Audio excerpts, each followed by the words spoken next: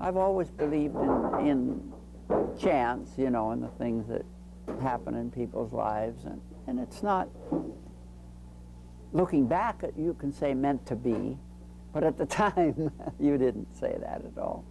I think it helped a lot that I grew up among people who were making their own implements, where people made a lot of the things that they needed.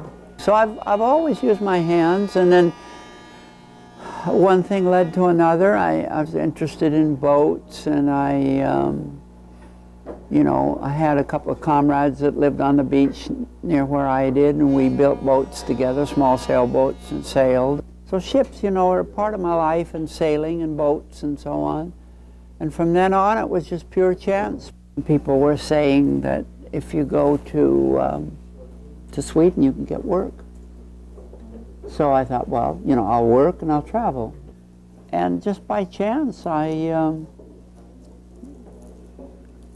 stopped by Malmsten's store. I walked in and it still looked good, and I found out that Malmsten also had a school for cabinet making. I went up there and I just finally talked my way in. Spent 3 years there. And I and Ryman, who were older than most of the students, managed to preserve our own direction and identity. Because if you come to Malmsten, or came, he's gone now, but if you came to Malmsten as very young, you were molded.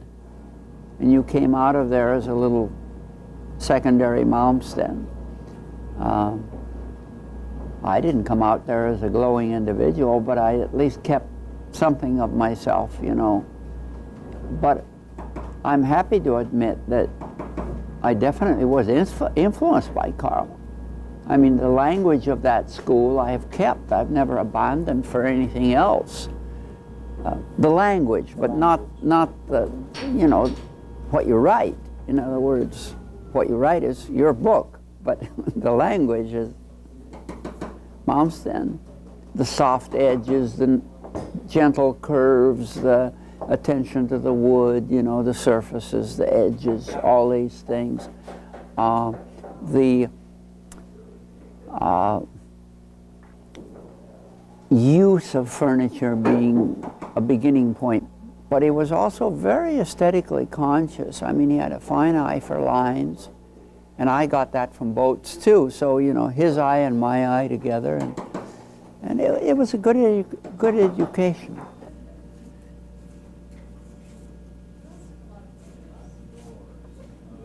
There is an element of discovery in almost any process in cabinet making.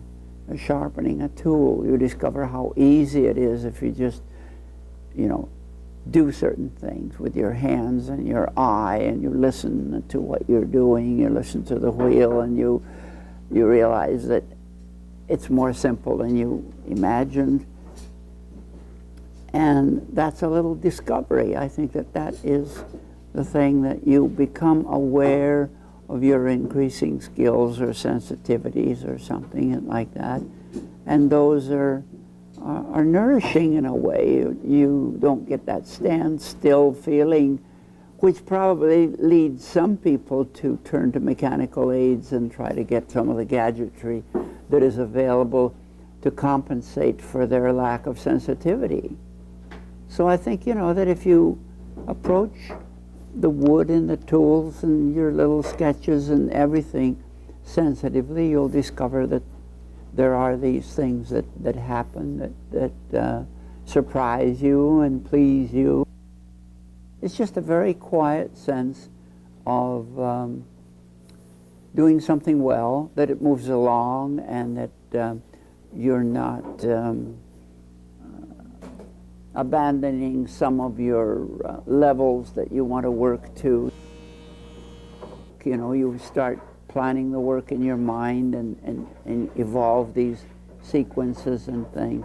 And then along the way, there are all these little discoveries, you know, in the wood, in the tools, in the way that you feel that particular day. I mean, there are ways of doing things that are very tiring, but you will have travel the trail enough times to start recognizing the flowers are along the way and not just looking at the map and where you're going. I'm not saying that it's thrilling, but it is a little spice in your existence because you are enthusiastic about what you're doing.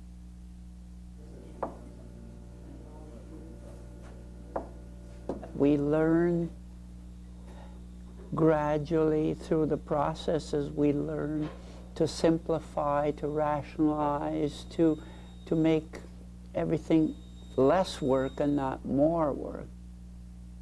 We're pressured by ourselves, not by other people, but by ourselves. And the more you pressure yourself, the more chances there are really that you will fumble and stumble and, things will happen and work won't come smoothly and naturally to you. So what you gradually learn is your strong sides and your weak sides. How easily it comes to you to organize your work, how you feel about being interrupted. But mostly, it just includes everything. You can discover a great deal about how to sharpen by just observing yourself doing it and noticing how your body and your eyes and your hands work, and suddenly you notice that it comes easily, and then you try to record that, try to register that somehow, that if I relax, I'm going to be a lot better off than if I tense myself to hold this iron without shifting it an iota. I'm emulating a machine, but if you just relax and let your body work and the thing, it comes much more naturally. And then all you do then is with that chart, right?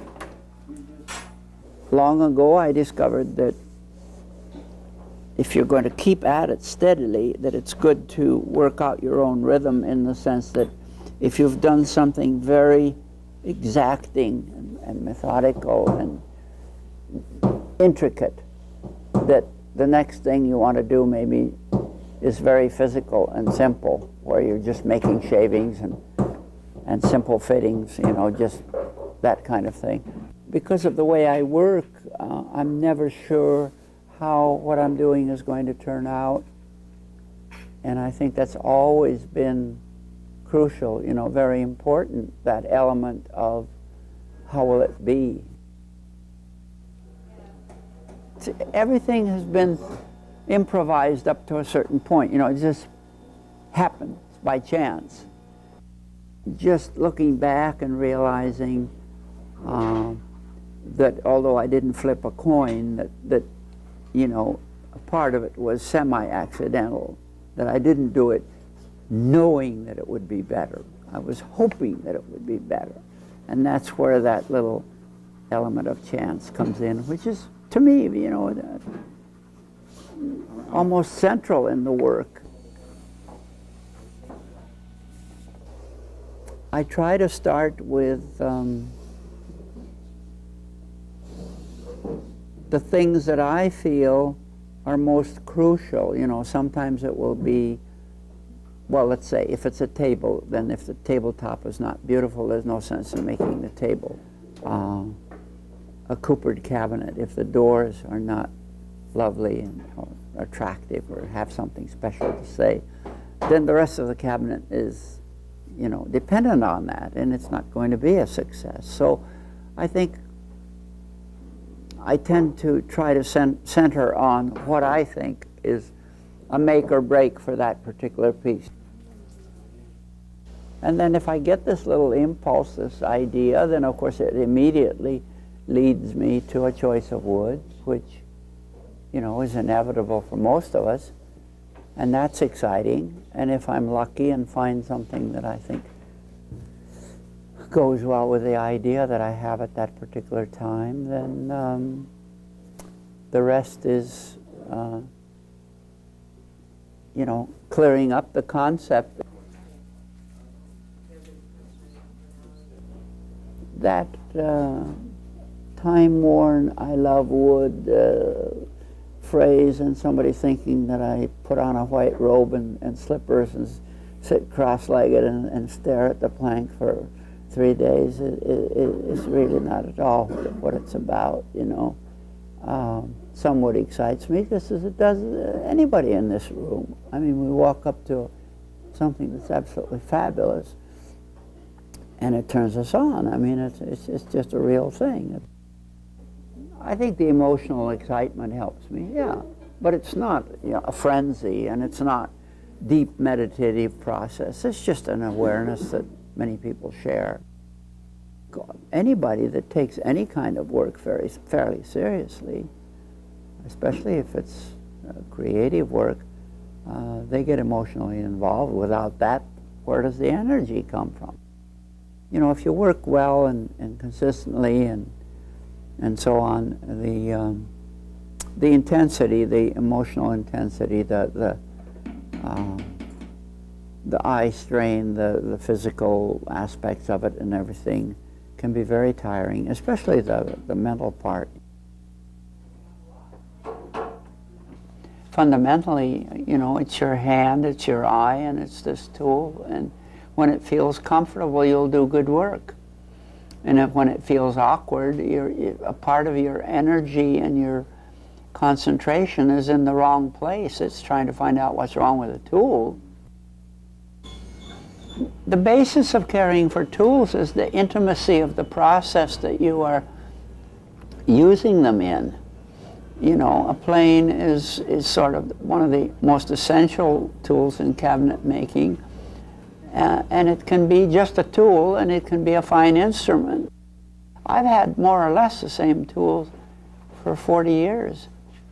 You know, give or take. I've given away a lot and made maybe some, you know, some new planes now and then or something of that sort. But basically, the cabinet maker's tools, as we look at them, haven't changed since the Barnsleys and before the Barnsleys and the Stickleys and all the others. Okay. It cuts the wood green. We use plane making as a way of finding out a little bit about wood from the beginning, you know, what happens when you saw up the parts, and sometimes they warp a little bit or pull or something, and we call attention to that. That brings us even closer to the nature of wood, you know, what it does and doesn't do, and the difference between different woods. So I think it's, you know, it suits us. It's good for us, but we wouldn't perish without it.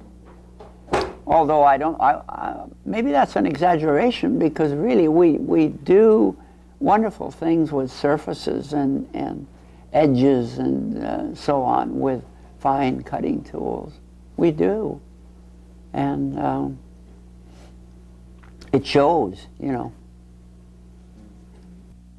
Of a crest rail of a chair with the grain beautifully following the shape of the crest rail, that's not accidental. You don't do that with your eyes closed. You select a piece of wood and you know how you're going to cut it to get that particular rhythm. But that's just within the boundaries, you know, within things that come naturally to us, the shapes, the objects. You know, we have a common language, and within that we have all these dialects and all these different interpretations and things, but we don't go overboard in the sense that we lose some of the essentials that make this thing work as it does, because we can't pretend to be all things to all people. People know that within that particular parameter, there's a lot of freedom, you know. The only thing that we don't necessarily encourage is for you to stand on your head and do it. No, no sound. Sounds not good. This one I did.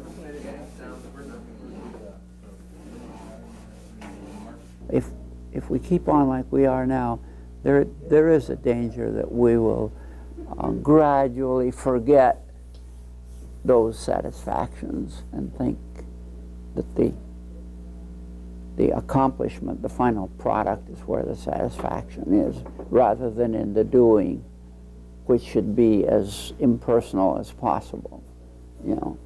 I go the other way. The doing should be as personal as possible, as intimate as possible, and then let the product be what it will. As long as there are people who don't take kindly to having their life consist of pushing buttons and watching blinking lights and counting other people's money, there will be always people drawn to craft, and maybe more so later on if we become even more technically, advanced.